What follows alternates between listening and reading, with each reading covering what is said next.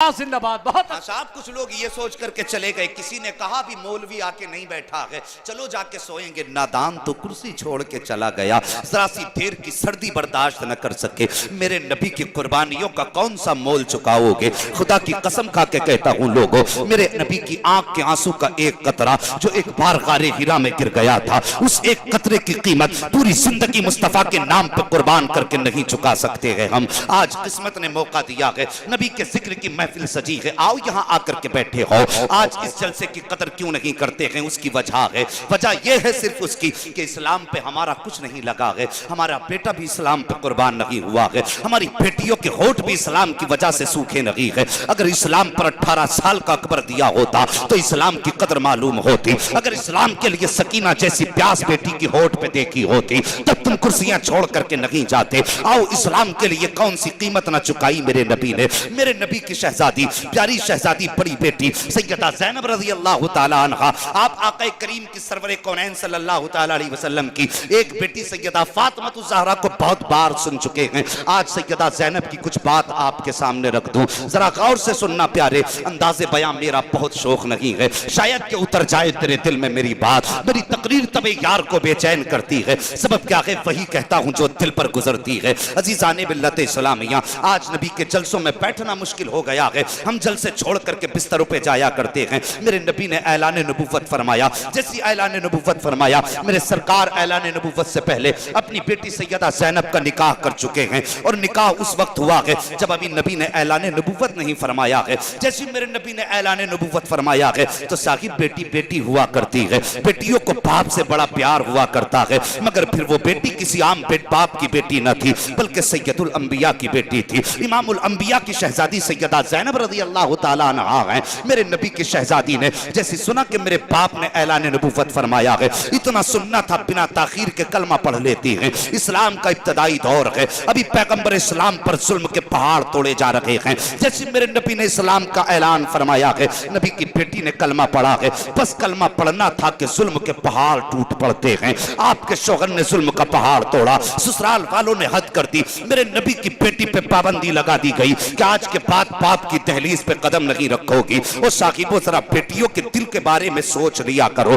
اگر کسی کے باپ کی طبیعت خراب ہو جاتی ہے اور بیٹی کو پتا چل جائے میرا باپ بیمار ہے تو سب کچھ چھوڑ کر کے باپ کی طرف دوڑنا شروع کر دیتی ہے, اپنا گھر چھوڑ دیتی ہے, بچے چھوڑ دیتی ہے, اس لیے کہ اسے باپ سے پیارا کچھ نہیں ہوا کرتا ہے. اور اگر شوہر باپ کے خلاف زبان کھول دے تو شوہر عورت کی زندگی ہوتا ہے, شوہر عورت کی زندگی کا مقصد ہوا کرتا ہے, مگر شوہر کی زبان بھی باپ کے خلاف بیٹیاں برداشت نہیں کیا کرتی ہیں. یہ باپ کا رشتہ ہوا کرتا ہے بیٹی سے. ذرا سوچ تو سکی, جب میرے نبی کی بیٹی پر سسرال والوں نے پابندی لگائی ہے کہ آج کے بعد اپنے باپ کی طرف جاؤ گی نہیں, ان کی دہلیز پہ نہیں جاؤ گی. اللہ اکبر, کوئی آسان فیصلہ نہ تھا, یہ کوئی آسان کام نہ تھا, بڑا سخت فیصلہ تھا. میرے نبی کی بیٹی ٹوٹ جاتی ہے اس فیصلے سے, پابندی لگا دی گئی, لیکن بیٹی باپ کے لیے تڑپتی رہی. کاش میرے باپ کا چہرہ نظر آ جائے. کبھی مصطفیٰ ان گلیوں سے گزرا کرتے تھے تو بیٹی کبھی پردے کی آڑ سے باپ کا دیدار کر رہی ہے, کبھی پردے کے پیچھے سے چھپ چھپ کے باپ کو دیکھ رہی ہے.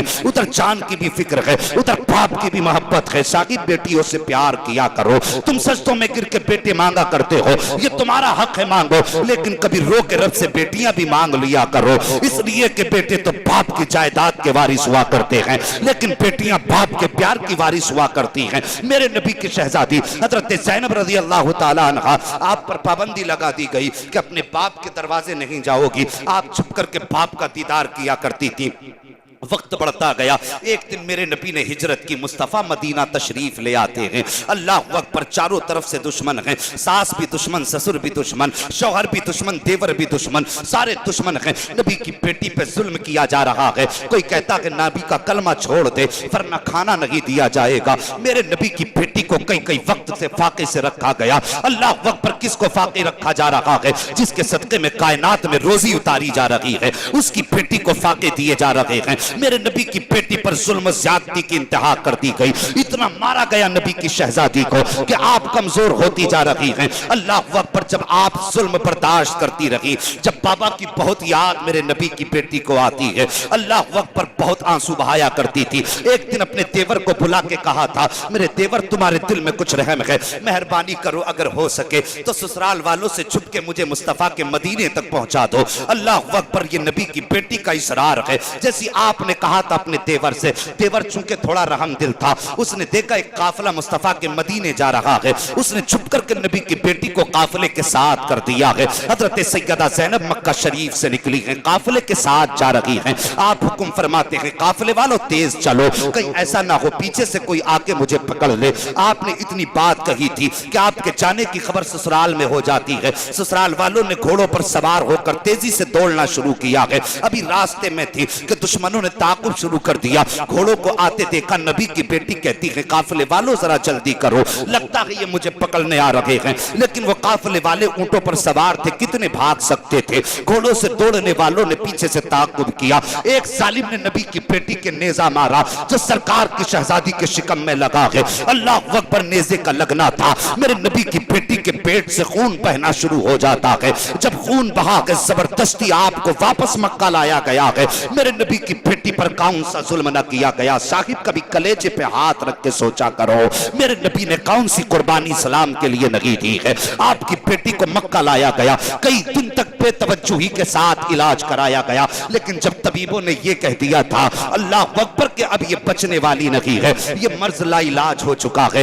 اب یہ موت کے قریب ہے، تب مکے والے ڈر گئے تھے اگر یہ یہاں انتقال کر جائے گی تب ہماری خیریت نہیں ہوگی۔ تب انہوں نے مصطفیٰ کی بیٹی کو مدینے بھیجا ہے۔ عجیب منظر تھا جب نبی کی بیٹی مصطفیٰ کے مدینے پہنچی ہے، وہ زخم پرانا اسلام کے لیے لے کر کے جب باپ کے چہرے کے سامنے نبی کی شہزادی آئی ہے، اللہ کی قسم نبی کی آنکھیں برس گئی ہیں۔ بیٹی نے باپ کو دیکھا ہے، آنکھ بھر کے رو کے کہا تھا بابا آج میں نے تیرے اسلام کے لیے یہ زخم کھایا ہے، اسلام کے لیے بابا میرے منہ پہ تماچے لگائے گئے، میں نے اسلام نہیں چھوڑا ہے، مجھ پہ ضرب کوب کیا گیا، میں نے اسلام نہیں چھوڑا ہے، مجھ پہ فاقے دیے گئے، میں نے اسلام نہیں چھوڑا ہے۔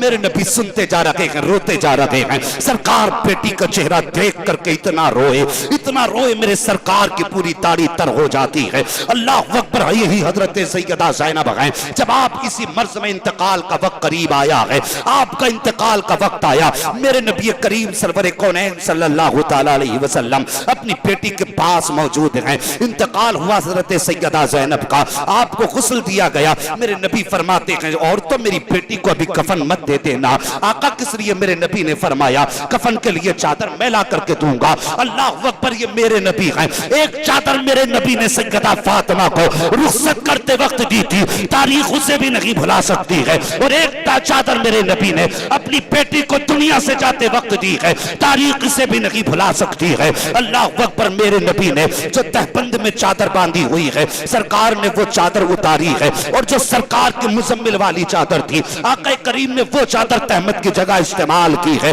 اور لانے کے بعد کہتے ہیں اور تو یہ چادر میری بیٹی کو دے دو۔ عورتوں نے کہا تھا سرکار یہ تو آپ کے بدن کا کپڑا ہے۔ میرے نبی فرماتے ہیں تمہیں کیا معلوم ہے، یہ میری وہ بیٹی ہے جو اسلام کے نام پر قربان ہو گئی ہے، یہ وہ میں بیٹی ہے میری جس نے اسلام کے لیے لوگوں کے ظلم برداشت کیے ہیں۔ اتنا کہنے کے بعد چادر دی گئی ہے۔ اب میرے سرکار کا پیار اس بیٹی سے دیکھو، سرکار خود قبر میں اترے ہیں اور اتارتے وقت آنسو بہا رہے ہیں، کچھ دیر قبر سے نکل کر کے کھڑے ہو جاتے ہیں۔ صحابہ کہتے ہیں یا رسول اللہ فدا کا بھی و امی، آقا ہمارے ماں باپ آپ پہ قربان ہو جائیں۔ سرکار کیا سوچ رہے ہیں؟ ابھی آقا کے چہرے پہ پریشانی کے آثار تھے، جب بیٹی کو دیر کے بعد آقا کریم کے چہرے پہ خوشی کے آثار آئے ہیں، سرکار نے بیٹی کو مٹی دی ہے۔ واپس آئے تو صحابہ پوچھتے ہیں آقا کیا منظر تھا؟ آپ قبر سے باہر نکلے تھے، ماتھے پہ پریشانی تھی، لیکن جب مٹی دی ہے تو آپ کے چہرے پہ خوشحالی کیوں تھی؟ میرے نبی فرماتے ہیں صحابہ میری بیٹی نے کون سا دکھ اسلام کے لیے برداشت نہ کیا. میری بیٹی کو فاقے دیے بیٹی نے برداشت کر لیا. باپ کی جدائی بیٹی نے برداشت کی ہے. باپ کے دین کی خاطر, دیے ہوئے کلمے کی خاطر میری بیٹی نے ہر دکھ اٹھایا تھا. میں اپنی اس بیٹی کے لیے اتنا پریشان تھا. میں سوچ رہا تھا اے میرے پروردگار, میری بیٹی دین پہ قربان ہوئی ہے, جب قبر میں پہنچے گی تو مٹی دبائے گی. یا اللہ میری بیٹی کا کیا بنے گا, یا اللہ میری بیٹی کا کیا بنے گا. یا اللہ خیر فرما دینا. میری بیٹی دنیا میں بڑے دکھ اٹھا کے جا رکھی ہے, قبر کی منزلوں کو آسان فرما دینا.